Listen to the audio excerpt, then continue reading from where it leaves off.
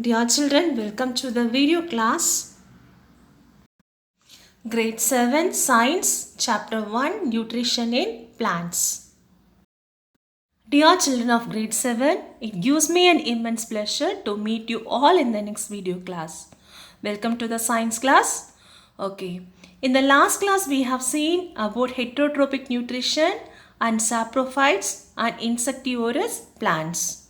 Okay, we have also seen how the pitcher plants gets nitrogen from the insects. So this and all we have seen in the previous class. In this class we are going to see the topic 1.5, how nutrients are replenished in the soil. Okay, this is a very simple topic. With this we are going to complete this chapter. Okay, so before that, okay, have you seen the farmers applying manure and fertilizers? If you have the rose plant in your home or you're applying the manure to it, you will be adding some of the peels of onion, eggshells and all. Why we are adding? What is the necessity of adding? So if your father is a farmer or neighbor is a farmer, you might have seen that they will be adding cow dung to their fields, or they will be adding fertilizers such as urea, super phosphate and all to the soil. Why they are applying that? Okay, what is the need of applying that manure and fertilizers to the soil? Okay, why? Okay, I already told you about photosynthesis, isn't it? What are the raw materials needed for photosynthesis? How many raw materials? 4 raw materials. What are they? Water, minerals, carbon dioxide and sunlight. Okay, so minerals or nutrients. The other name for minerals is nutrients. So what happens? The plants, the growing plants absorb more and more nutrients from the soil. So what happens? So the amount of nutrients in the soil will be decreasing and decreasing. The amount will be keep on declining. Okay, so that's why we are adding some fertilizers such as urea, superphosphate and all. Okay, so what these fertilizers contain? These fertilizers will contain nutrients such as nitrogen, potassium and phosphorus. Okay, so what they will do? They will enrich the soil with the nutrients and the plants take the nutrients and they grow well. Okay, in order to fulfill the nutrient requirement of the plant, we are adding the manures and fertilizers. Okay, now all of you take your pen. Dear children, take your pencil and underline. Underline manures and fertilizers contain plant nutrients such as nitrogen, potassium and phosphorus. What is the symbol of nitrogen? Capital N. Potassium K, phosphorus P. So we used to say that as NPK. Okay. Then come to the next paragraph. We are going to see the next paragraph. Okay. See. Okay, I already told you that by the process of photosynthesis, the plant prepares carbohydrates. The plant also needs some proteins, isn't it? Without proteins, the plant cannot grow. The plant also, it has to synthesize proteins. It has to prepare proteins. How it does? Okay, it does with the help of nitrogen which is available in the atmosphere. Okay, now see. Okay, so usually crops they require a lot of nitrogen to make crop proteins. Okay, so where they get this nitrogen?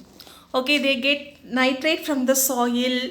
Okay, or they may absorb nitrogen from the atmosphere. So as the crops utilizing a lot amount of nitrogen, the soil will be deficient in nitrogen. Okay, the amount of nitrogen in the soil will be very less. Okay, then we know that the plant cannot take the nitrogen gas straightly as they absorb carbon dioxide through stomata. Okay, so there is one bacteria. Okay, there is one bacteria. The name of the bacteria is Rhizobium. The name of the bacteria is Rhizobium. So this bacteria enables the plant to take atmospheric nitrogen and convert it into soluble form. That is, they convert into nitrates and nitrates. These nitrates and nitrates are taken by the plants, and with the help of this nitrates or nitrates, they will synthesize proteins. Okay, so we have already learned about symbiosis, isn't it? What does mean by symbiosis? Two organisms live together. Okay, one organism gives food and other organism takes shelter in that. We have learned symbiosis, isn't it? We have seen lichens. Okay, here this rhizobium is an example for symbiosis relationship.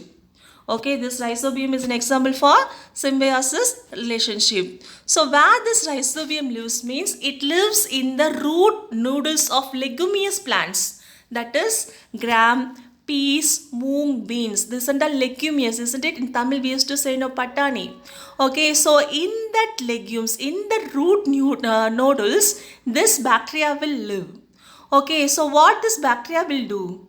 It will absorb atmospheric nitrogen and convert it into usable forms. It converts into nitrates and nitrates. With the help of this nitrates and nitrates, the plant will synthesize protein. Okay, what the plant will give in return to this rhizobium bacteria? Rhizobium cannot prepare its food, so the plant, it enables the rhizobium and gives food and shelter to the rhizobium. So mutually two are benefited. The rhizobium bacteria is also benefited. At the same time, the plant is also benefited. How the rhizobium bacteria is benefited? The rhizobium is getting food and shelter from the plant. How the plant is getting benefited? Okay, the rhizobium bacteria helps in absorbing atmospheric nitrogen and converts into nitrates and nitrites. This nitrates and nitrates enables the plant to prepare proteins and it enables the plant to grow. Okay, so this is an example for symbiosis relationship. Lichens and this and all an example for symbiosis relationship. Okay, so this is the very good advantage to the farmers. Okay, why we say this is a very good advantage to the farmers? There now no need to add fertilizers. Okay, in the fertilizers we are applying nitrogen, isn't it? Okay, so no need to add fertilizers. So they can go for crop rotation. After cultivating plant, harvesting paddy or some other plant, they may go for some leguminous plants. Okay, it may enrich the soil without adding fertilizers. It may enrich the soil. Okay, have you understood, children? Okay, so in this chapter we have learned about autotrophic nutrition. Most of the plants are autotrophs only. They can prepare their own food. Okay, most of the plants are autotrophs only. Okay, then there are also some other plants, parasitic, saprophytic. Okay, so what does mean by parasitic? They cannot prepare their food, so they depend on others. Saprophytic means they depend on dead and decaying matter for their food. Then we have also seen about insectivorous plants, isn't it? Insectivorous means partially heterotrophic. Why do we say that insectivorous plants, that is picture plants, as partially heterotrophic? It can prepare its own food, but to meet the nitrogen deficient activities, it eats insects and from that nitrogen, it can synthesize proteins. Have you understood, children?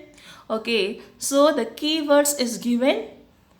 Okay, so 12 keywords is given. So write the keywords again and again. Okay, so it will be helpful to memorize the spellings. Then what you have learned in that, the short form is given. Okay, the key points are given. Go through the key points. With this we have completed the chapter. Okay, then exercises you have to do. Okay, exercises you have to do by yourself. Okay, so read the question and write the appropriate answer. So why do organisms need to take food? Why do we take food? Then difference between parasite and saprophyte. Then this and all is very easy questions only. Okay, go through the book and go through the question, read the question, understand the question and write the appropriate answers. Okay, children, have you all completed? Have you all understood? Okay, I hope that you have understood. Complete the given activity. The activity will be given. And dear children, your activity for this class is You write the answers for the book back exercises in page number 9 and 10. In your textbook, in page number 9 and 10, there are some questions. For that, you write the answers. So, write the answers for the questions 1 to 5 and 13 in homework note. For the questions 1 to 5, they are subjective questions. So, for the questions 1 to 5 and 13, you want to write in homework note. Remaining MCQs you can do and match the following. You can do it in book itself in pencil. Then one more homework, you have to complete pages 8, 9, 10 in your science NCERT Science Practice Book. Take your NCERT Science Practice Book. In that you complete the pages 8, 9 and 10. While writing in the Science NCERT Practice Book, you do it very neatly and legibly and do it in the pencil. So this is your homework part. Okay, if you have any doubt, you can send messages or you can call me. Okay, do it and submit to your class teacher. Okay, so with this we have completed the first chapter. Thank you children. Have a nice day. See you in the next class.